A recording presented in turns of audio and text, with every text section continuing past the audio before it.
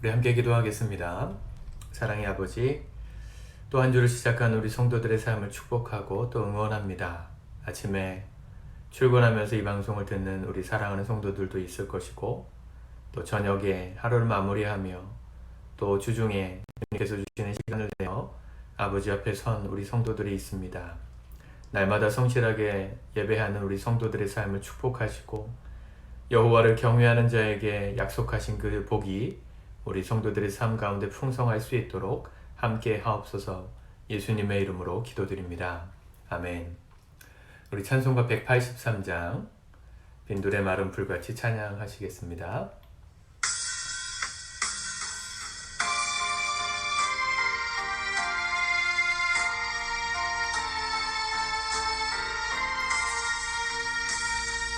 빈들의 마른 불같이 시들은 나의 영혼, 주님이 약속한 성령 간절히 기다리네. 가물어 메마른 땅에 단비를 내리시듯 성령의 단비를 부어 새 생명 주옵소서. 한가운데 소리 들려 산천이 춤을 추네. 봄비로 내리는 성령 내게도 주옵소서. 가물어 메마른 땅에 단비를 내리시듯 성령의 단비를 부어 새 생명 주옵소서. 절 따라 우로를 내려 조목이 무성하니 갈급한 내 심령 위에 성령을 부소서. 가물어 메마른 땅에 단비를 내리시듯 성령의 단비를 부어 새 생명 주옵소서.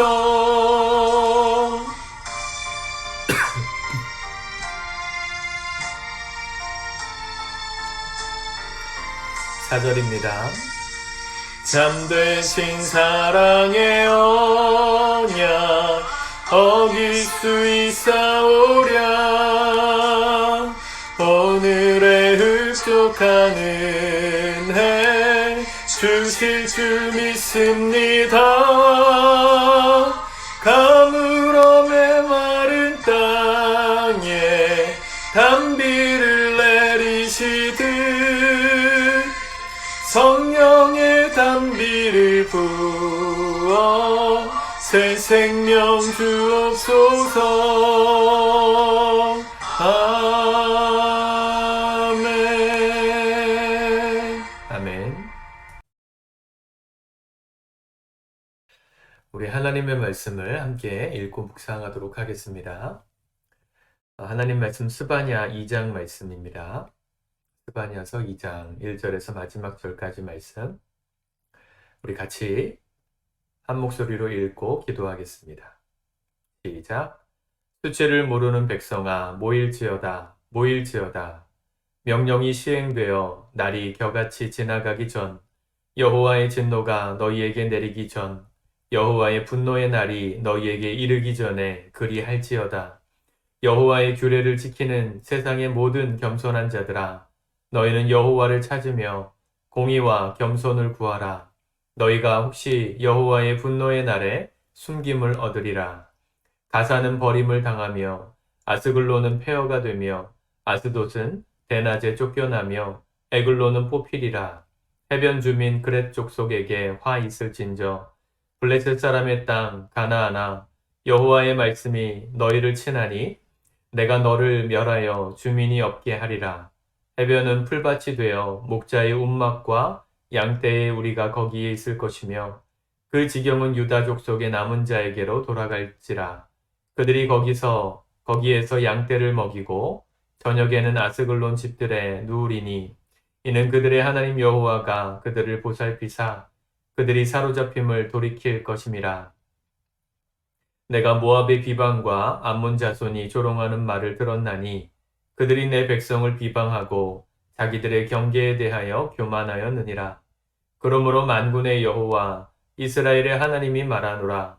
내가 나의 삶을 두고 맹세하노니 장차 모압은 소돔 같으며 암몬 자손은 고모라 같을 것이라. 찔레가 나며 소금 구덩이가 되어 영원히 황폐하리니 내 백성의 남은 자들이 그들을 노력하며 나의 남은 백성이 그것을 기업으로 얻을 것이라. 그들이 이런 일을 당할 것은 그들이 만군의 여호와의 백성에 대하여 교만하여졌습니다. 여호와가 그들에게 두렵게 되어서 세상의 모든 신을 수액하게 하리니 이방의 모든 해변 사람들이 각각 자기 처소에서 여호와께 경배하리라. 구스 사람들아, 너희도 내 칼에 죽임을 당하리라.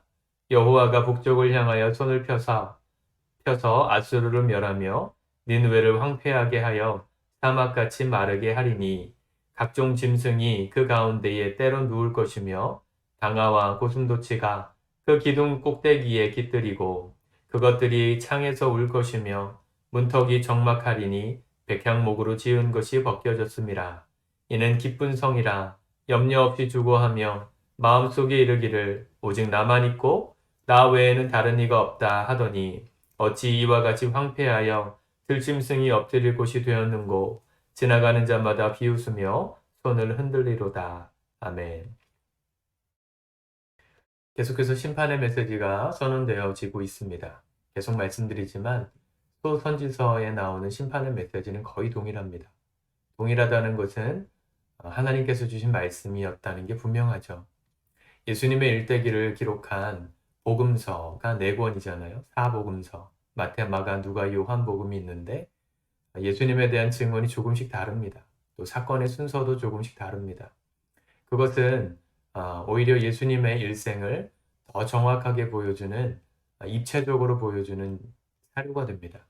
마찬가지로 구약시대 때 이스라엘의 멸망을 앞두고 있었던 예언들, 이 모든 말씀들은 그 당시 상황과 정황을 좀 더 입체적으로 보여주는 구체적인 역사 사료가 되는 것이죠. 우리나라 역사 아니니까 뭐 이렇게 와닿지 않으신다 느끼는 분들도 많을 겁니다. 많은 목사님들이 이런 말씀으로 설교하기 어려워하십니다. 설교가 아니고 사실은 말씀은 우리를 설명하기 위해서 주신 것이 아니고 듣고 순종하라고 주신 것입니다. 하나님의 말씀을 들을 때 우리가 이해하려고 하는 것도 물론 중요한데요. 모든 말씀을 다 이해해야 믿겠다라는 태도는 별로 좋은 태도는 아닙니다. 왜냐하면 하나님은 인간을 설득하지 않으세요. 설득하실 이유가 없습니다. 하나님이 창조자이시고 우리는 피조물이기 때문이죠. 그렇다고 우리를 무시하시느냐? 그게 아닙니다. 우리를 오히려 사랑하시고 존중하시기 때문에 이런 심판의 메시지들을 선포하시는 것입니다. 듣고 돌아오라고. 오늘 1절에서도 수치를 모르는 백성아 모일지어다. 모일지어다.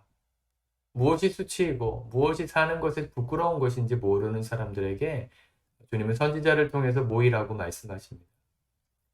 2절 명령이 시행되어 날이 겨같이 지나가기 전에 여호와의 진노가 너희에게 내리기 전에 여호와의 분노의 날이 너희에게 이르기 전에 모이라. 여호와의 규례를 지키는 세상의 모든 겸손한 자들아 너희는 여호와를 찾으며 공의와 겸손을 구하라. 왜 이렇게 해야 됩니까? 너희가 혹시 여호와의 분노의 날에 숨김을 얻으리라. 주님의 심판은 참으로 무서운 것인데 주님 앞에 그 전에 그 날이 이르기 전 회개하고 돌아오는 사람들을 주님 보호해 주시겠다는 약속을 하십니다. 이것은 어떤 설명보다도 큰 우리에게 믿음의 근거가 됩니다. 하나님을 정말 믿는 사람은 구체적인 설명이 필요 없습니다. 천지를 창조하셨다. 그걸 과학적으로 증명할 수 있느냐 없느냐를 따진다는 것은 물론 중요한 시도이고 노력일 수 있지만 질문을 던지는 것 자체는 중요하지만 하나님을 정말 믿게 되면 천지를 창조하신 하나님의 그 말씀 믿어집니다. 중국 영화를 보면 삼국지나 이런 여러 가지 편들을 보면 그 사람과 사람 사이의 의리, 동료를 향한 신뢰, 뭐 이런 것들이 아주 멋지게 그려질 때가 있잖아요. 그 관우의 이야기를 보다 보니까 관우가 조조의 수하에 있다가 유비가 살아있음을 듣고 유비에게로 한 걸음에 달려가기 위해서 이 미부인을 데리고 이 성문을 지나갈 때 조조의 장수들이 이 배신하고 떠나는 관우를 죽이기 위해서 여러 가지 술책을 하는데 그중에 성 한 군데 성에서 이 관우와 의 형제를 맺고 있었던 호영호제하던 동생을 만납니다.